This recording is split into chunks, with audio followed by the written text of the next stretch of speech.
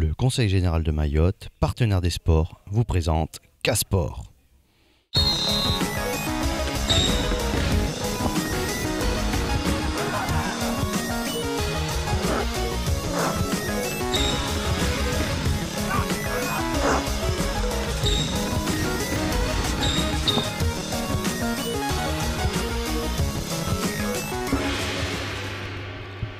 Bonsoir à toutes et à tous. Alors, nous allons une fois de plus parler de sport, c'est logique, nous sommes dans K-Sport. C'est parti pour 55 minutes, nous allons décrypter l'actualité sportive locale. Nous allons parler football, basketball et d'autres sports, bien entendu. J'ai pour invité monsieur Oiseau, basketteur étoile bleue de Kawani. Oiseau, bonsoir. Bonsoir monsieur Kal. Alors, la forme? La forme, merci beaucoup de l'invitation. Étoile bleue se porte bien?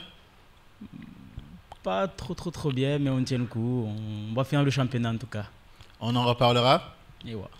J'ai monsieur Maoulida, jeune joueur de l'AS Kawani. Alors, parlez bien fort dans votre micro.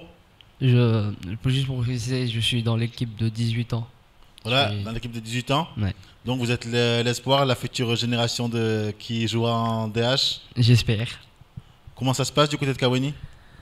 On est dans une situation où on est presque, on est à moitié de descendre en fait, parce qu'on est dans la division supérieure. Après, si on rate 2 matchs, on a 2 matchs, il nous reste 2 matchs. Après, si on les rate, on descend en division A. D'accord. Donc actuellement, le sport de Kawani n'est pas au mieux de sa forme, On je n'est dirais. pas trop, oui. Et comme d'habitude, mon fidèle consultant Monsieur Basket, nommé David. Salut David, comment vas-tu? Bonsoir Khaled, ça va très bien, merci. Alors, on va faire un tour du côté du terrain de foot de Kawani. D'abord, je vais vous poser une question.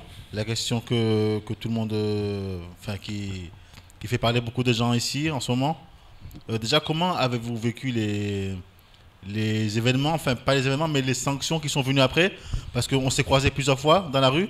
Vous me disiez que, comme vous étiez interdit de stade jusqu'à maintenant, vos matchs se jouaient à l'extérieur, des déplacements à Chiconi, enfin dans des villes éloignées, et cela vous posait parfois des problèmes? Oui, parce que en fait, les dirigeants doivent payer le bus. On doit tous faire l'effort de ne pas jouer à domicile, parce que jouer à l'extérieur c'est très difficile. On s'est fait beaucoup battre,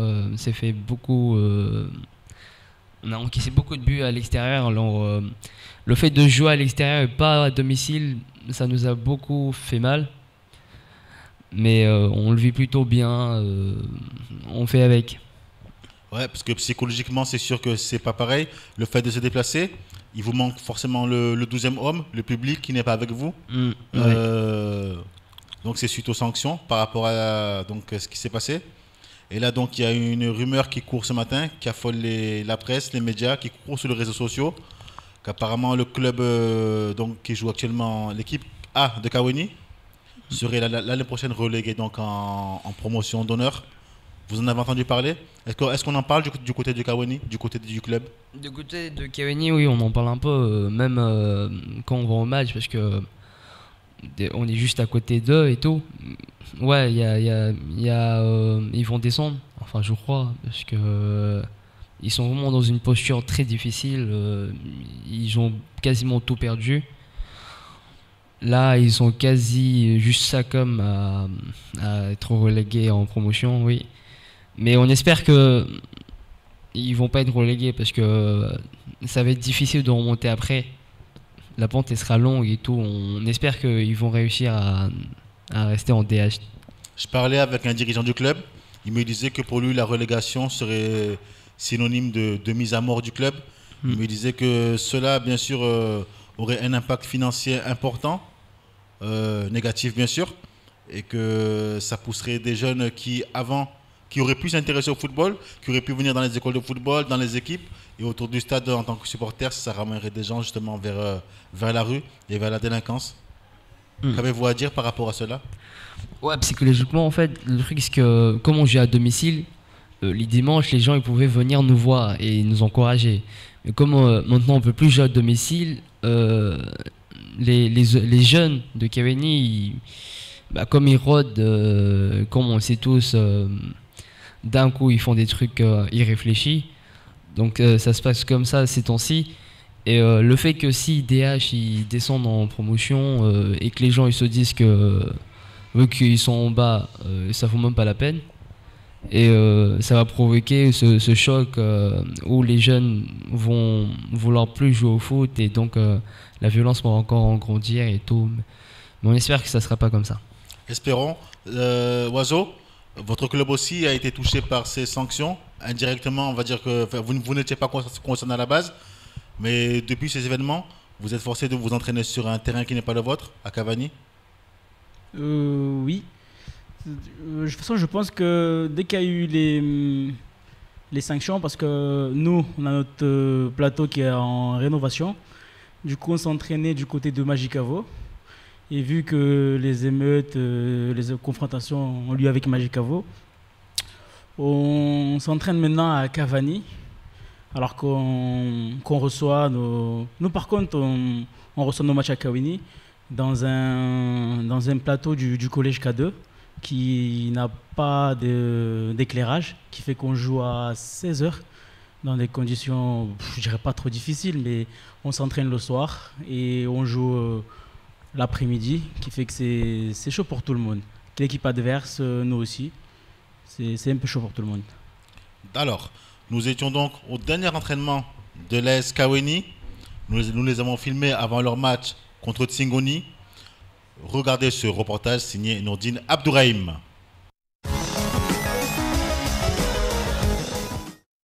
Bon les gars, donc, on va mettre ce match Messo. Donc Léo, donc Kartoka, on va faire donc léger entraînement. Para shine Messo iri abode match à aujourd'hui. Mardi soir, 19h, veille de match à Cavani. C'est le dernier entraînement avant la rencontre hautement décisive face à Tsingoni ce jeudi. L'entraînement du jour sera léger. On ne veut pas trop solliciter les organismes qui devront répondre présents pendant 90 minutes demain. On court, puis on fait des jeux à 1, 2, puis 3 touches de balle. On travaille sur des combinaisons et sur les passes. Le gardien voit les balles fuser. Demain, donc, vous jouez une grosse opposition contre un gros, Tsingoni en l'occurrence. Comment abordez-vous cette rencontre ? Nous, en fait, on s'est bien préparé.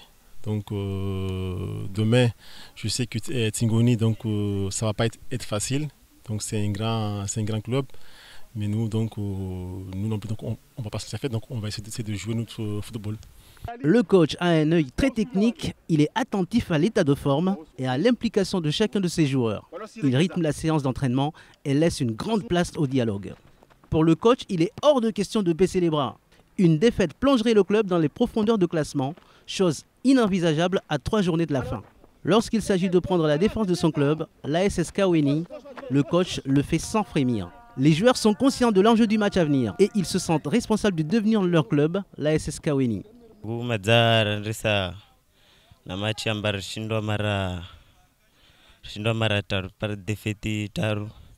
Alors, car décourager hanai nai siasa ili dio na tenene lis dio problème lis dio ko problème za mahon alors bers me mungu amba match ameso senda mungu na mtumere ndanda pare matchin kaneni amosh.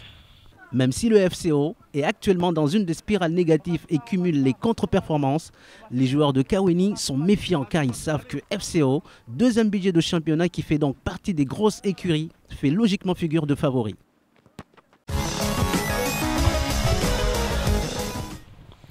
Alors, il y a donc l'attaquant Ali Soufou le disait que beaucoup de joueurs ont été démotivés par tout ce qui s'est passé au niveau de la Ligue, au niveau des sanctions qui ont suivi. Et c'est comme ça qu'ils expliquent les contre-performances du club. Est-ce que vous pensez que ce qui s'est passé a pu avoir un impact psychologique sur la qualité du jeu tout simplement et sur la motivation des joueurs sur le terrain, puisque vous êtes joueur? Oui, mais voilà, il y a toujours le fait que le deuxième homme, le public, il a un impact sur le match. Lorsqu'il y a un public, on se doit de donner à 100%. Et comme on a eu la sanction de ne pas jouer à domicile, on ne pouvait pas jouer au maximum. Parce qu'on était dans un terrain inconnu, on jouait, mais c'est vrai que 3 défaites d'affilée, ça fait réfléchir. Ça fait, lorsque tu perds 3 défaites, tu te dis la saison elle est foutue. C'est ce qui nous est arrivé, nous, l'équipe de 18 ans où maintenant on est relégable. Donc le fait que la Ligue nous a interdit de stade, ça nous a beaucoup touché. Oui, je pense que psychologiquement, ils nous ont vraiment affaiblis. Mais en fait, là où je voulais en venir, une question que beaucoup se posent, c'est qu'aujourd'hui, selon vous, si vous êtes relégué, concrètement, est-ce que vous pensez que beaucoup de joueurs vont donc quitter le club ou vont rester? Selon vous, qu'est-ce qui va se passer? Sur le point purement sportif, je parle. Selon moi, je pense que ouais, beaucoup de joueurs vont partir parce que déjà l'autre équipe de Cavani, Asdek, qui remonte en promotion, beaucoup de joueurs de ASK se sont dit que vu que SK va être relégable et donc ne va pas donner de grandes choses, ils vont tous se mettre dans l'autre équipe Asdek, histoire de se remonter un peu et de se sentir plus fort et tout. Donc je vous propose de regarder la belle victoire, vous l'avez suivi, de Cavani qui est allé s'imposer à Tsingoni. Ils étaient menés 2-0, ils sont remontés, ils repartent avec le score de 5-2. Une très belle victoire. Je tire mon chapeau donc au coach de Cavani, Combo. Voyez ce match de Nourdine, filmé par Nourdine Abdourahim. Cavani contre Tsingoni, les deux équipes sont dans une phase descendante, une spirale négative. Une succession de défaites. Dès l'entame du jeu, Cavani subit et peine. Tsingoni presse haut et les attaquants harcèlent littéralement la défense des Bleus qui ne sont absolument pas dans leur match. Des mauvais placements et des erreurs défensives vont coûter très cher à l'AS Cavani qui va encaisser son premier but dès le premier quart d'heure. En pleine bourre, FCO Tsingoni va mettre énormément d'intensité dans la partie. Ils vont multiplier les occasions de but et à la 19e minute, ils parviennent une nouvelle fois à se frayer un chemin vers le but. Après 20 minutes de jeu, le score est conforme à la physionomie du match. Il y a 2-0 pour Tsingoni. Les hommes de Christian sont maîtres de leur sujet. Cavani va se réveiller et tenter des incursions. Cela payera à la 28e minute. Les Bleus obtiennent la réduction du score sur ce but. Le match change de visage, les rôles sont inversés et Cavani prend possession du ballon. Les Bleus, très en jambes, vont parvenir à égaliser juste avant la pause. Le problème, c'est qu'on est en fin de saison et que les joueurs ils sont partis, la plupart des joueurs sont partis, certains ont eu leur bac et tout. Du coup, on a mené 2-0 au début, mais à la fin, on a pris des buts par des erreurs bêtes comme dans les balles arrêtées, tout ça. Là, on n'a pas pu se placer comme il fallait. Mais ça arrive en fin de saison, les joueurs ils sont plus là. Donc, La deuxième mi-temps n'est que la suite de la fin de la première. Cavani s'empare du ballon et malmène l'équipe du FCO Tsingoni. On assiste à un véritable retournement de situation. Tsingoni n'y est plus et va encaisser 3 autres buts. C'est la consternation dans le clan tsingonien, les dirigeants se disputent. Du côté de Cavani, c'est la sérénité qui s'installe. On mène des contre-attaques et on écarte le danger sur les rares percées du FCO Tsingoni. On a commencé, on n'était pas encore dans le match. Quand on a pris 2 buts, c'est là qu'on s'est réveillé. Et parce que cette semaine, on a fait des entraînements. Les autres matchs, les 3 autres matchs qu'on nous a battus, on n'a pas fait d'entraînement. Là, j'ai félicité les joueurs et le coach. L'arbitre regarde son chronomètre, met le sifflet à la bouche et décrète la fin du match. Dans un match totalement renversant, Cavani a su trouver les ressources pour revenir au score et s'imposer 5-2 à l'extérieur face à un FCO Tsingoni désormais en mauvaise posture. Alors c'est quand même une très belle performance. Aller battre Tsingoni chez lui, avec la manière en plus. En étant menant 2-0, revenir au score, c'est quand même un exploit. Oui, c'est difficile de revenir au score lorsqu'on est mené à l'extérieur 2-0 quand même. Ils ont fait un grand exploit quand même. Je trouve qu'ils ont beaucoup évolué. Même s'il faut dire la vérité, le gardien de Tsingoni, il n'était pas très dans son match. Mais ils ont quand même bien joué. Ouais, ils ont bien joué. Et quand on voit justement ce genre de performance, on se dit que ça serait donc dommage qu'effectivement le club soit relégué en promotion d'honneur. Ça serait quand même du gâchis. Ouais, ça, à un moment donné, faut perdre. Il y a un moment donné, la pente elle redescend. Donc ça fait depuis 2001, je crois, que DH, la SC Cavani est dans la division de DH. À un moment donné, il faut se dire la vérité, et il faut descendre. Donc c'est cette année, parce que maintenant il y a plus de jeunes, il y a pas beaucoup de personnes avec plus d'expérience. Si vous regardez bien, il y a que des jeunes, il y a des jeunes qui viennent de I18 comme moi et qui viennent de remonter cette année. Je pense que pour moi c'est pour ça, c'est à cause de cette raison que on a des matchs un peu difficiles. Donc vous pointez du doigt donc le manque d'expérience, c'est ça? Oui. Est-ce qu'on peut espérer un jour vous voir dans l'équipe A de Cavani? De quoi? Vous voir dans l'équipe A de Cavani, est-ce pour vous un objectif? Non, personnellement, moi le foot, j'ai laissé tomber parce que c'est vrai que j'ai laissé tomber, mais je pense plus à mes études maintenant. Je vais faire mon concours d'infirmier, donc c'est juste parce que à Mayotte, ça donne pas beaucoup de choses le foot. Ça donne aussi ça donne le plaisir, le fait de faire un truc le dimanche et tout, mais ça donne pas d'avenir. Il faut plus penser aux études qu'au foot. D'ailleurs, à ce sujet, vous passez le bac en fin d'année, c'est bien ça? Oui. Je suis un peu avec des points négatifs, mais ouais, et je le passe et je pense que peut-être que je l'aurai, Inch'Allah. Et donc, en fait, est-ce que vous pouvez nous dire votre parcours au sein du club? En quelle catégorie êtes-vous rentré dans le club? Comment avez-vous petit à petit, au fur et à mesure, gravi les échelons? Comment se passe la vie dans le groupe en général, au sein de la SC Cavani? J'ai commencé U13, SK U13 Benjamin. J'ai commencé, on était bien, on était psychologiquement et physiquement, on était super bien. On avait un super coach, il s'appelait Majesté à l'époque. On a été finaliste de la Coupe de Mayotte. Après, on s'est fait un peu éliminer. Puis après, je suis passé au U15, toujours de Cavani. J'ai fait toute ma vie à SK. 15 ans, on n'a pas été jusqu'en finale, mais on a fait une saison très respectueuse. On était 3e, je crois. Après, j'ai fait... c'est cette année que je suis en I18.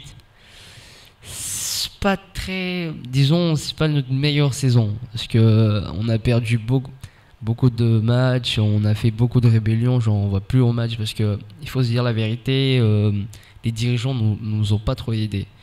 À un moment donné, on était 3e.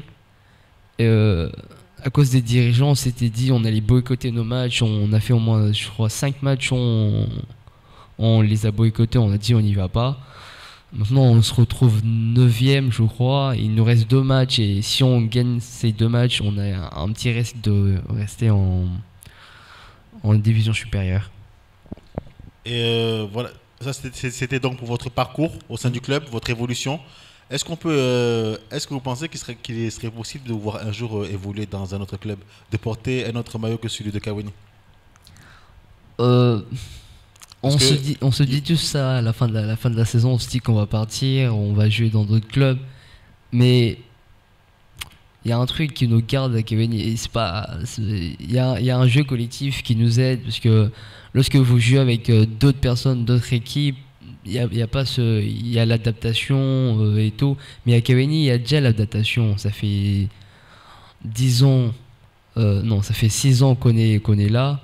On se connaît tous, on joue tous collectif, on connaît qui dribble le plus, qui marque le plus. Donc c'est plus facile de rester avec Cavani. On se dit qu'on va partir, mais je vois pas trop partir de l'AS Cavani. Même pour aller jouer aux Abeilles de Samboro, d'où vous êtes originaire, d'où votre père est originaire? Si. Mon père il veut que j'aille jouer là-bas. Je pense que je pourrais pas jouer J'aimerais bien jouer avec eux, mais ça va être difficile parce que ils n'ont pas la même mentalité qu'ici. Eux, ils jouent plus physique. Mais ici à Kaweni, il y a pas vraiment t'as pas vraiment, c'est genre tu te réveilles le matin, le dimanche, on fait presque même pas d'entraînement ces temps-ci. Tu te réveilles le dimanche, tu te dis ouais, je me sens bien, viens, je vais jouer au foot. Tu vas au match, après soit tu perds, soit tu gagnes. Il n'y a plus cette envie qu'on avait avant parce que maintenant nos dirigeants nous ont laissé tomber. Depuis que je suis dans les Kaweni, j'ai commencé à 13 ans et c'est la première fois, la dernière fois où on m'a donné des crampons. Depuis l'US 13 jusqu'à maintenant. Donc on doit se démerder à chercher les crampons, les protèges, ramener à boire, à manger. À un moment donné, il faut se dire la vérité, on en a marre de... C'est-à-dire que en fait, si je comprends bien votre propos, vous ne sentez pas que vous avez les dirigeants derrière vous, en fait, ils ne vous soutiennent pas? Ils ne nous soutiennent pas du tout. Mais est-ce de leur faute ou est-ce que ça vient de la faute de ceux qui devraient subventionner et aider les clubs? Les financements, d'où doivent-ils venir? Ils nous sortent des trucs genre comme ça, genre des trucs c'est à cause ils ont pas d'argent et tout. Mais à un moment donné, il faut se dire la vérité. C'est pas tous les jours où il y a un manque d'argent. Il y a au moins à boire ou à manger, même si on doit se démerder pour les protèges tibias et tout. Mais un bus, à boire, à manger, et c'est tout. Oiseau, vous avez à vous plaindre, vous, du côté de l'Étoile Bleue de Kaweni? Du côté de basket, je dirais, on n'en a pas trop. On s'arrange depuis le temps. On a toujours un mode fonctionnel. C'est pas de bus, hein, c'est chacun ramène sa voiture et emporte 4 ou 5 joueurs avec lui. On a toujours fonctionné comme ça. Si jamais on se qualifie pour des phases finales où on a besoin de ramener du monde, là, on prend le bus. On prend le bus, on ramène tout le monde. Mais là, on se déplace avec 3 voitures. Il n'y a pas de souci de ce côté-là. Pour le manger, là aussi, on s'arrange. C'est des gros matchs. Les gros matchs où on va manger, des petits matchs, non, on s'arrange. Le truc, c'est de se retrouver ensemble, former un groupe avant d'aller au match parce que ça compte beaucoup, quoi. Ouais, la cohésion de groupe, c'est quelque chose de très important, oui, tout à fait. Et moi, j'appuie en fait le truc qui nous fait vraiment mal, nous les gens de US de 18 ans, c'est que l'ASK en DH, ils sont plus favorisés que nous. Ils ont tout, chaque fois qu'ils ont besoin d'un truc, ils l'ont. Mais nous, U15, U13 et U18, ils sont pas trop en train de nous regarder. Les dirigeants, disons que si on gagne, on perd, eux, ils sont pas dire un gros mot, ils s'en foutent. On a bien entendu votre analyse de ce qui se passe du côté de chez vous, à Kaweni. On espère que ça va faire bouger les choses. On se revoit après une courte page de publicité pour parler basketball.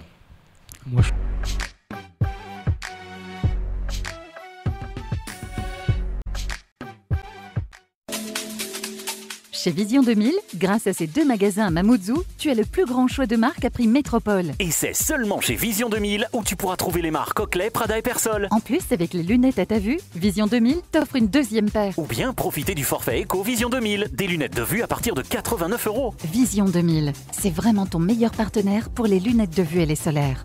Découvrez toutes les offres dans les magasins Vision 2000 à Cavani rue du Stade ou au centre commercial Jumbo. Les devis sont gratuits, voire conditions des offres en magasin.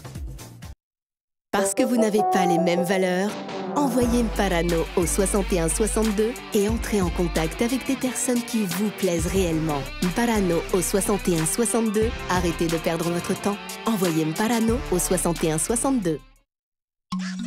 Jusqu'à récemment, les emballages, une fois que nous les avions utilisés, se retrouvaient trop souvent abandonnés dans notre lagon ou dans les rues de notre si belle île.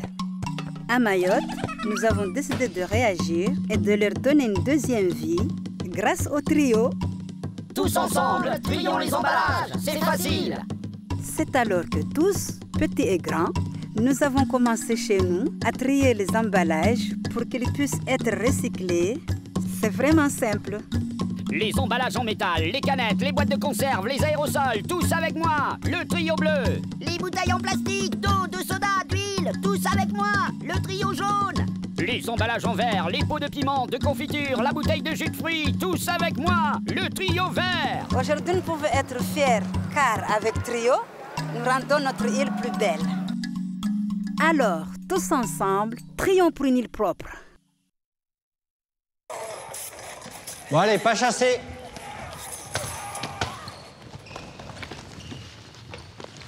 Tu regardes quoi là? C'est une série, ça, mon frère. Oh là là, c'est gore. Moins de 16 ans quand même. Tu sais, moi j'ai beau savoir que c'est des effets spéciaux, ça me fait bien flipper.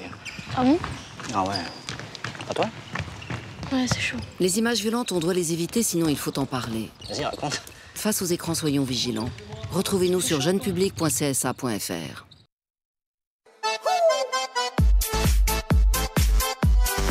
Mahorediscount.com, le site internet de vente en ligne à Mayotte. Mahorediscount.com vous offre les plus grandes marques à prix discount. Ordinateurs fixes et portables, tablettes tactiles, téléphones fixes et mobiles, smartphones, caisses enregistreuses, appareils photo et caméscope. Mahorediscount.com, plus de 1000 produits à prix cassé pour votre plaisir. Avec livraison à domicile et SAV à Kaweni. Mahorediscount.com.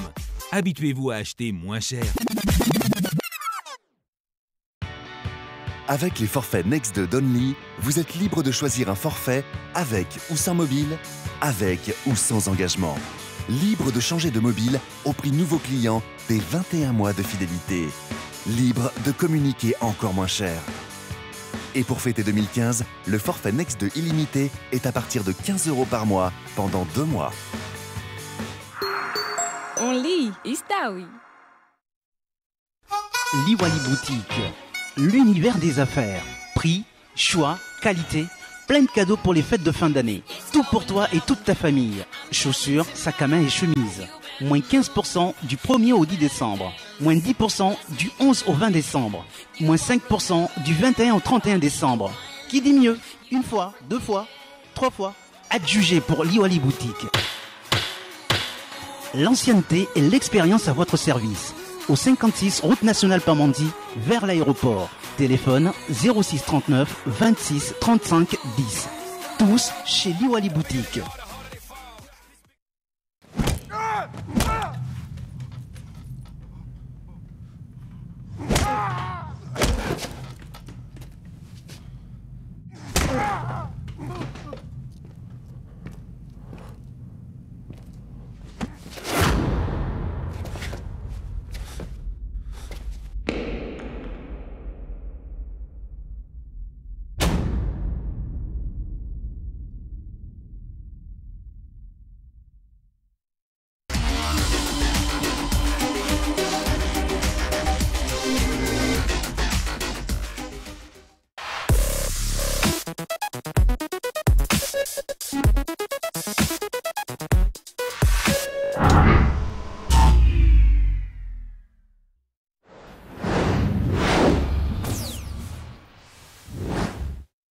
Nous revoilà donc sur le plateau de Casport.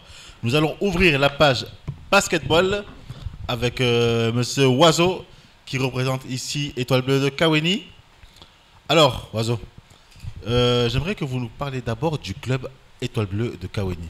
Comment êtes-vous entré dans ce club? D'abord, on va commencer. Qu'est-ce qui vous a poussé à jouer au basket? Et ensuite, pourquoi ce club?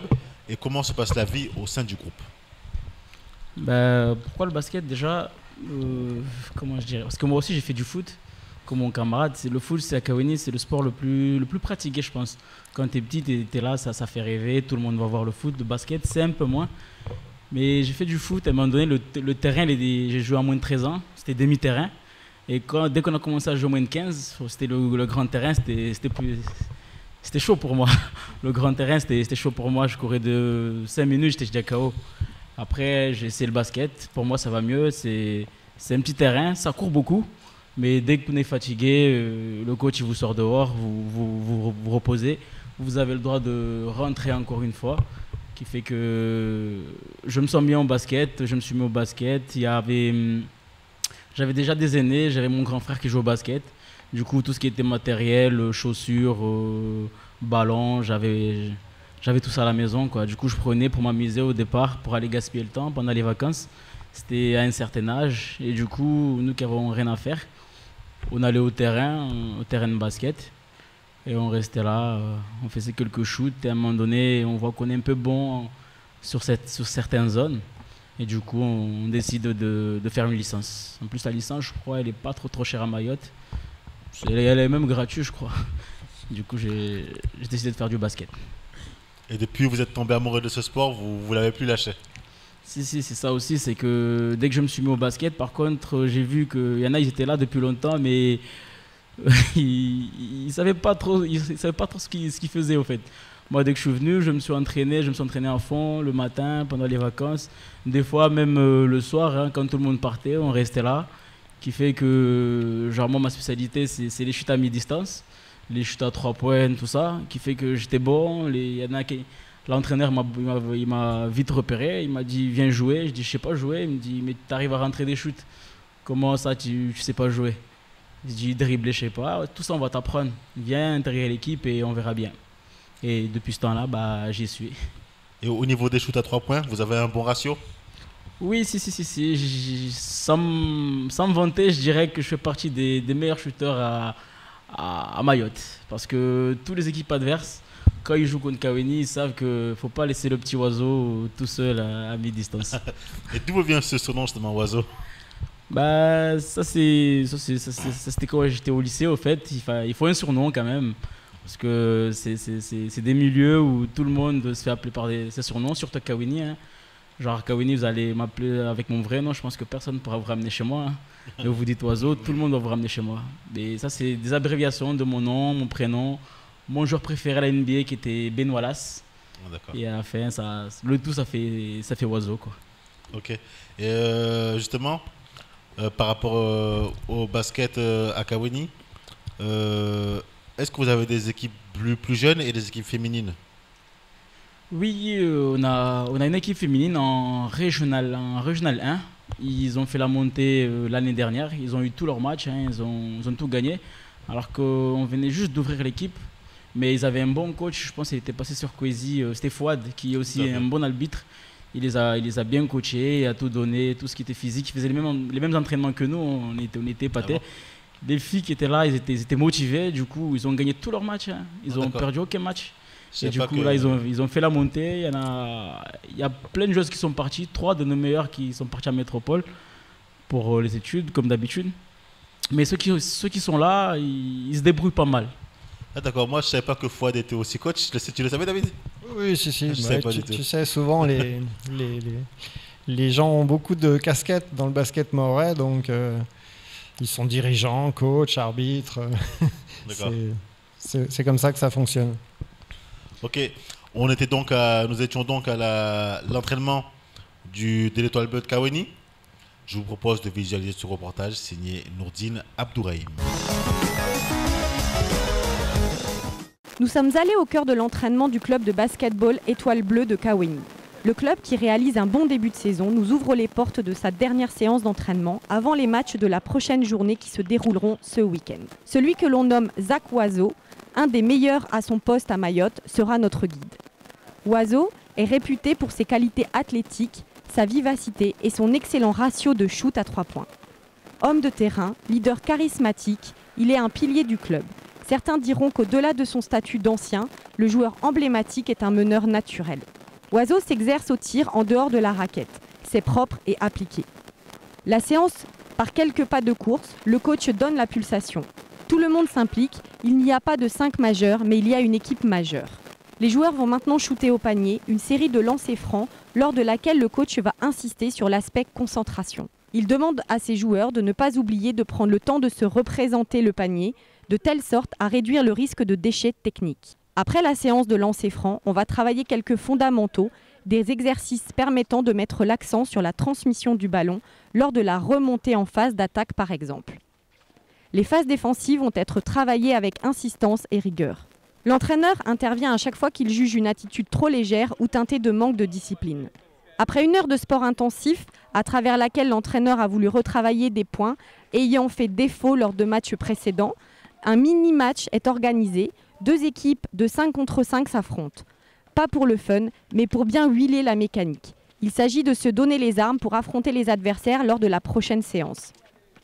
Oiseau se donne sans compter. Il a cette envie de gagner et ce punch qui lui valent la reconnaissance de ses pairs. Très proche des autres joueurs, il fait office d'exemple, de grand frère. Ceux qu'ils appellent ses Shege, en référence au rappeur Gradure, de qui il est un grand fan, ne manque pas de rappeler à quel point l'apport aussi bien humain que sportif de Waza leur est précieux.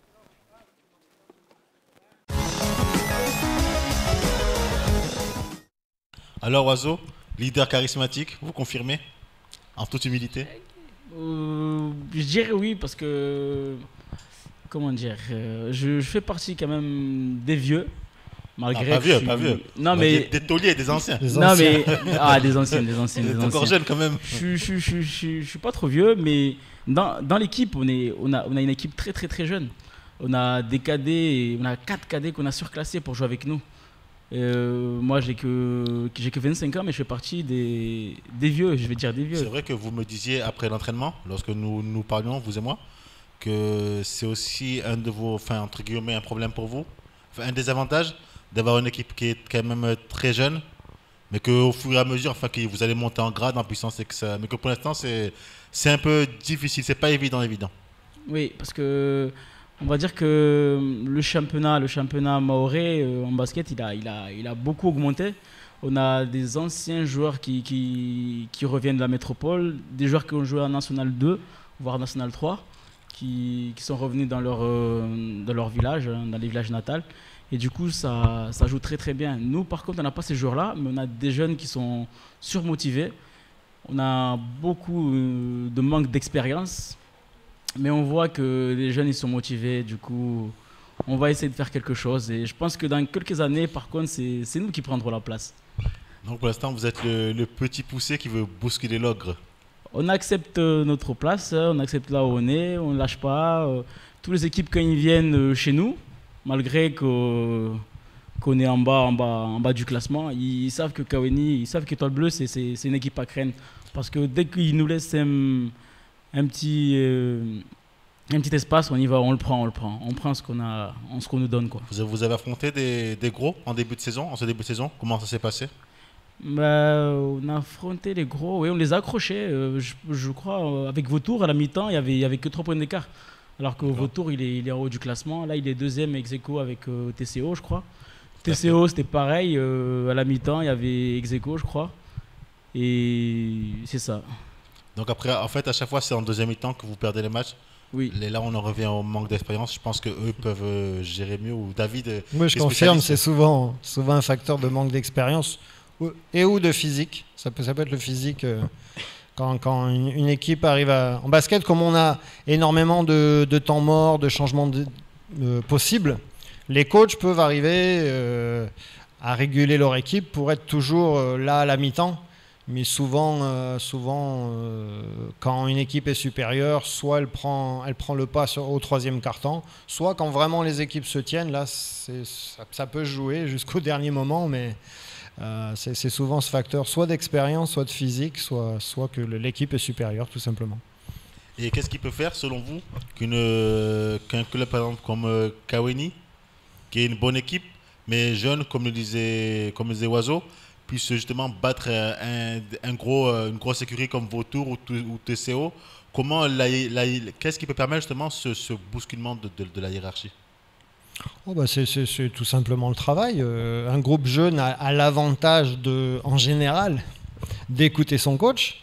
Donc un groupe qui est plutôt jeune, on peut à l'inverse d'une équipe où les gens sont installés depuis des années, où c'est difficile de les mobiliser pour changer des systèmes ou changer de façon de défendre, un groupe jeune, entre guillemets, on en fait un petit peu ce qu'on en veut.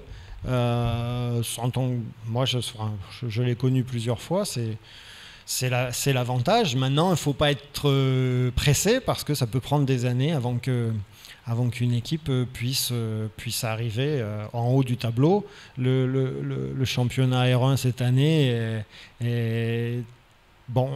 il y a 3-4 grosses écuries et puis après on a tout le championnat est complètement ouvert ensuite, sauf Scolo qui vraiment a des problèmes depuis le début de saison, soit de blessures, soit d'effectifs et qui ne s'en sort pas, mais Le reste des équipes, c'est assez ouvert. Et justement, une équipe jeune, même sur une saison qui travaillerait bien, ne serait-ce qu'en défense, parce que souvent, quand on va voir des matchs tous les deux, je te le dis qu'il n'y a pas de défense, il n'y a pas d'intensité défensive, alors que les joueurs sont des joueurs athlétiques et qui courent dans tous les sens. Étoile Bleue, un bon exemple, je les avais vus en Coupe de France, c'est une équipe très agressive qui peut battre n'importe qui, mais il faut jouer 40 minutes au basket, c'est le problème.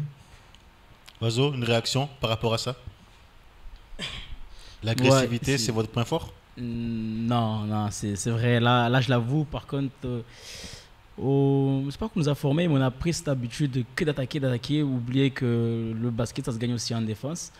On a perdu 3 de nos matchs où, dans le Money Time, genre, il restait 1 minute de la fin, on était ex-aequo, quoi. Contre BCM, c'était ex-aequo à 1 minute de la fin. Contre Jeunesse Canon, contre Physilips aussi, je crois. Des matchs comme ça, 1 minute de la fin, il y a ex-aequo, on perd le match, quoi. Du coup, c'est vrai qu'en défense, on manque beaucoup d'agressivité, surtout nous. Après, sur Mayotte aussi, peut-être que les autres équipes sont un peu comme ça, mais nous, on est plus des fainéants au niveau défensif. Et comment ça se règle, David? Travail. Le travail. Comme tu l'as vu souvent quand on va sur les terrains, sur les joueurs qui ont 12 ans, 10 ans même, où on commence à leur inculquer les fondamentaux de défense. Mais c'est pas seulement de la technique, c'est aussi être tout de suite mentalement prêt à défendre. Sinon, ça sert à rien de rentrer sur le terrain. Tout à l'heure, on discutait en coulisses avec les footballeurs. Moi, il m'arrivait de changer des joueurs au bout de 2 secondes de temps de jeu. Parce que je voyais rien qu'à la tête du joueur qu'il n'avait pas envie de défendre. Donc, tu demandes le changement tout de suite. Parce que sinon tu as une équipe qui, effectivement, va attendre. On voit des vieilles équipes, enfin, entre guillemets, des gens qui s'entraînent pas beaucoup, mais qui ont de l'expérience en R1. Ils attendent la deuxième mi-temps pour commencer à défendre. S'ils tombent sur une équipe jeune qui court beaucoup, ils sont à -20 à la mi-temps. Donc le match est terminé. En basket, tu prends 20 points à la mi-temps, ça devient très compliqué. Ouais, c'est vrai, mais comme vous le disiez, l'avantage du basket aussi, c'est qu'on peut sortir un joueur à tout moment et il peut revenir. Ça permet parfois aussi de récupérer sur le banc et ça permet au coach aussi de recadrer son équipe à chaque instant. C'est ça. Pour moi, aujourd'hui, le basket, si on le compare par exemple au foot, il y a une grosse différence, c'est que avant le basket, c'était un sport d'endurance. Et aujourd'hui, le basket moderne devient un sport de force-vitesse. Donc on a des séquences de travail qui sont de plus en plus courtes, mais qui sont de plus en plus intensives. Donc on voit souvent dans les matchs de haut niveau des joueurs rentrer juste en attaque ou juste en défense, comme on le voit au hockey ou au hand. Et ce qui veut dire que en basket, même si on doit jouer 30 secondes, 1 minute, 2 minutes, on doit le faire à 100%. Et ça s'apprend, c'est pas évident, et que ce soit en attaque ou en défense. Oui.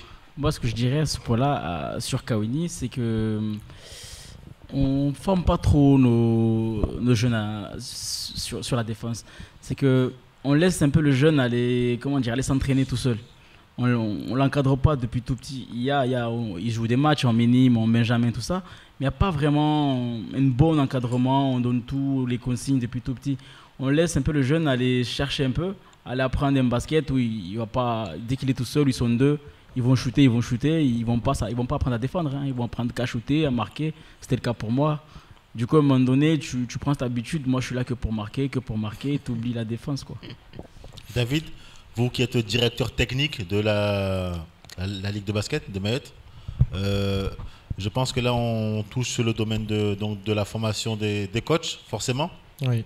Donc, c'est à eux d'emmener cette vision du jeu et cette mentalité. Oui, c'est tout à fait ça. Moi, c'est drôle, c'est assez drôle ce que dit l'oiseau, parce que il le dit et c'est vrai. Et on le sent quand on voit les joueurs de certains clubs jouer, qui sont formés tout seuls, effectivement. Et c'est vrai que naturellement, un joueur, il a envie de marquer des paniers, il n'a pas envie de défendre. C'est compréhensible. Voilà. Mais par contre, et donc les entraîneurs doivent faire comprendre aux jeunes que on peut prendre du plaisir dans la défense. Il y a des joueurs très connus, notamment en NBA, qui ne jurent que par la défense. On a un exemple récent de Noah, par exemple, au Chicago Bulls, on sait très bien qu'il s'est forgé sa carrière par la défense. Mais certainement, les gens un petit peu, de mon âge ou un peu plus jeunes que moi, se souviennent de Dennis Rodman, qui était un joueur de petite taille et qui était focalisé sur le rebond défensif, et qui a été 3, 4, 5 années de suite meilleur rebondeur de la NBA. C'était pas pour ses qualités offensives. Défensives. Complètement, oui. Donc, on peut prendre du plaisir dans la défense, mais c'est aux entraîneurs, effectivement, à l'expliquer aux jeunes, et puis leur expliquer que s'ils ne défendent pas, ils ne pourront pas gagner championnat R1. Ça c'est une évidence. Et n'importe quel autre championnat, d'ailleurs. Donc, on a lancé une grosse formation de cadres cette année au niveau de la Ligue. À peu près une 50aine d'entraîneurs qui seront en formation, dont 3 ou 4 entraîneurs de mémoire qui sont de Kaweni. Pas mal de clubs ont envoyé des entraîneurs se former. Et on espère que ça ne sera pas en 6 mois ou en 1 an, mais dans les années futures, le niveau de formation des joueurs augmentera, que ce soit en défense ou en attaque, parce que les entraîneurs ne font pas que de la défense. Voilà. Oiseau, très clairement, sans langue de bois, l'objectif de l'Étoile Bleue de Kaweni cette saison? Je dirais, en début de saison, on avait visé les playoffs, même actuellement, on les vise aussi. On est 7e sur 10 équipes. Mais voyant les matchs qu'on a perdus à l'extérieur, comme je vous disais, dans le Money Time, on sent que chez nous, on peut faire quelque chose. Ces équipes-là, on leur promet du lourd dans les matchs retour. Du coup, je pense qu'on peut toujours rêver, parce que le truc, c'est que, c'est comme il avait dit, il y a 3 équipes qui sont vraiment bons. Après, le reste, c'est des équipes où ils ont le même niveau, je dirais. Qui fait qu'au niveau du classement, il suffit que vous perdez un seul match et là, bam, t'as le 9e qui devient 6e d'un coup. Il y a des places à prendre, quoi. Il y a des places à prendre, ouais. Et vous allez les prendre? C'est un peu serré. Je sais qu'on va les prendre. Je suis là, je motive ma troupe et je sens qu'on va faire quelque chose. Alors, David, nous sommes donc en début des vacances de Noël. Je sais que vous allez travailler, même si vous allez parfois jouer le rôle du Père Noël. Alors, quel est le programme? Qu'est-ce que la Ligue a prévu? La Ligue de basket a prévu pour le basket à Mayotte pendant ces vacances de Noël? Bien, on profite des vacances de Noël pour faire le plus d'opérations de détection et de sélection par rapport aux jeunes. Donc, comme vous le savez, les U13 garçons ont déjà eu, vu qu'ils partent pendant les vacances en métropole, ils ont eu déjà eux leur dose d'entraînement. Donc moi je vais mettre un peu le paquet sur les U13 filles pour qu'elles puissent rattraper le travail qui a été fait sur les garçons et se présenter au mois de mars pour l'opération Jeunes Talents, qui permet à 1 ou 2 joueuses de rejoindre le pôle espoir de la Réunion. Et tous ces entraînements leur permettront d'être prêtes pour cette échéance-là. Et puis on va commencer des détections sur les U15 filles et garçons aussi pendant les vacances de Noël, qui nous permettra d'amener des joueurs peut-être aussi vers la métropole dans des échéances sur 2-3 ans, et aussi de constituer des équipes U15 et U17 pour le Mayotte lorsqu'il y aura des compétitions. Parce que, si vous voulez, la problématique quand je suis arrivé à mon poste en septembre, c'est que on avait l'habitude ici à Mayotte de se préparer aux échéances que lorsqu'elles étaient annoncées. Donc, par exemple, se préparer 1 an avant aux Jeux des îles, lorsque c'était l'année des Jeux des îles. Mais ce que l'on oublie, c'est qu'un an de préparation, parfois pour une équipe de sélection, ça ne suffit pas. C'est pas suffisant. Donc, il faut un suivi permanent. Dès que le joueur a 10 ans, il faut le détecter et ensuite avoir chaque génération pour qu'il y ait un suivi, dès qu'il y a une compétition, pour que les joueurs soient le mieux préparés possible.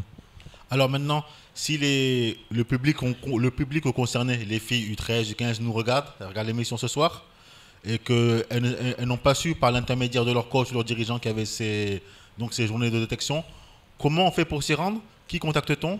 Comment ça marche? Normalement, hein, c'est comme ça qu'à la fédération, si ça fonctionne, c'est toujours sur invitation. Donc, vous ne pouvez pas envoyer votre CV et postuler comme tu l'avais fait à une certaine époque. Si le coach n'a pas communiqué, si l'équipe n'a pas communiqué. Dans le dernier des cas, on peut toujours se renseigner à la Ligue. Auprès du secrétariat ou directement auprès de moi au cas où, mais normalement tous les dirigeants, pas forcément les coachs parce qu'il y en a beaucoup, mais tous les dirigeants sont au courant des dates et puis parfois les entraîneurs directement aussi, oui, effectivement. Et ça se passera où ? Ça se passera en majorité pour éviter la pluie dans les gymnases. Donc pour les sélections U13 filles, ça se passera à Cavani. Il y a 3 journées à Cavani, une par semaine, voilà, sauf pendant les fêtes où on va éviter d'embêter les joueuses pendant cette période-là.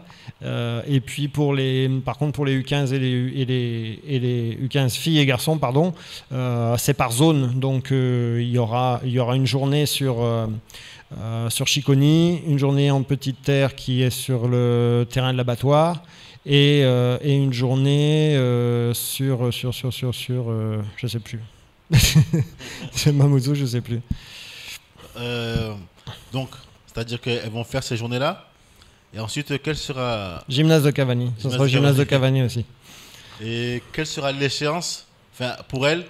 C'est-à-dire aujourd'hui, qu'est-ce qui attend les meilleures d'entre elles? D'accord. Pour les U13, clairement, elles ont déjà été détectées au mois d'octobre. Je les ai déjà vues en CPS une fois, un entraînement de jeunes potentiels par zone. Donc, je commence à connaître certaines joueuses.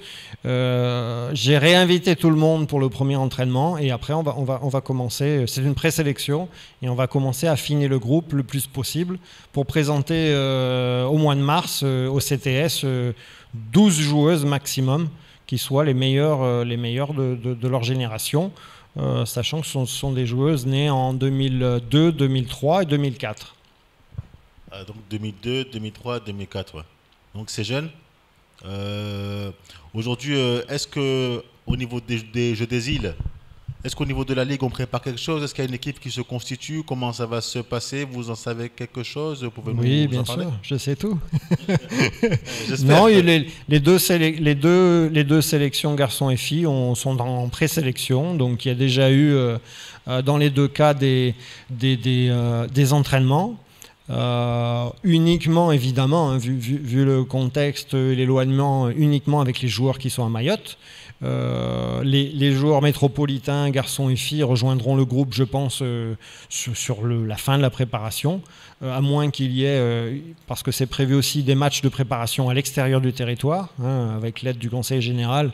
La sélection filles et la sélection garçons vont pouvoir se préparer selon leur choix, soit en métropole, soit dans l'océan Indien.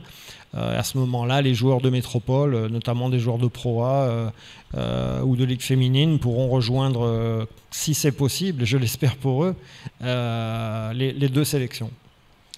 Et voilà, c'est donc la fin de ce chapitre basket et la fin notamment de cette émission. Je vais donc remercier M. Oiseau d'être venu. Merci. Merci à vous, monsieur. On espère vous revoir très bientôt. De toute façon, on viendra vous filmer. Il n'y a pas de souci, on reviendra, ce sera avec un plaisir. Alors, monsieur Maolida, en espérant que vos déclarations n'auront pas provoqué un tollé du côté de chez vos dirigeants. J'espère qu'il va tourner. De toute façon, ça venait du cœur. C'était un cri du cœur. Vous avez dit ce que vous pensez, puis vous n'avez rien dit de bien méchant. Non, j'espère qu'ils vont pas me boycotter, parce que je tiens à jouer à SK. Mais j'espère qu'ils l'ont entendu et qu'ils vont essayer de changer d'aspect et essayer de nous aider plus que de s'aider soi-même. Ouais. Aussi, vous représentez donc tous les deux une jeunesse de Kaweni qui est souvent pointée du doigt pour des choses pas très appréciables, pas très louables. Et vous prouvez justement par votre engagement dans le sport que les jeunes de Kaweni savent faire des bonnes choses dans le sport, que ce soit dans le sport, dans la politique ou bien d'autres métiers.